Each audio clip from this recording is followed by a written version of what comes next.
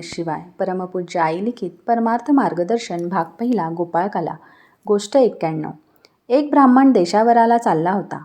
रात्र झाली तेव्हा एका धर्मशाळेत त्याने मुक्काम केला. त्या ठिकाणी डास फार होते. ब्राह्मणाजवळ नेसलेला एक पंचा आणि खांद्यावरचा एक पंचा, त्या वाचून तिसरे काहीच वस्त्र नव्हते. एक सतरंजी होती, ती खाली अंथरून खांद्यावरचा पंचा पांघरून घेऊन तो रात्री निजला.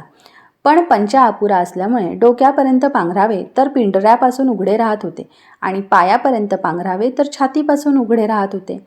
त्यामुळे डास सारखे त्याला चावू लागले, म्हणून तो हात हाय हाय करू लागला. तेव्हा बाजूला निजलेल्या बाबा वैराग्यांना झोप येईनाशी झाली. ते, "ए बाबा, तू हाय हाय का करतोस? तुझ्यामुळे आम्हाला झोप येईना," असे म्हणाले.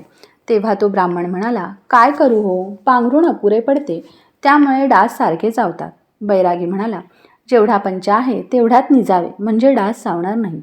त्यानंतर ब्राह्मणाने पाय दुमडून घेऊन पंचा पांघरून घेतला.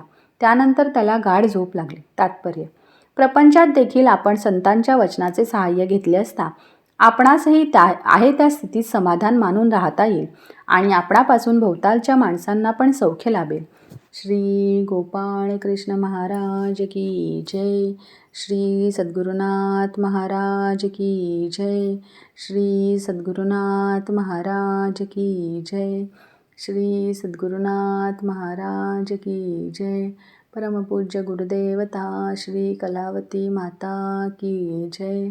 परमपूज्य गुरुदेवता श्री कलावती माता की जय. परमपूज्य गुरुदेवता श्री कलावती माता की जय.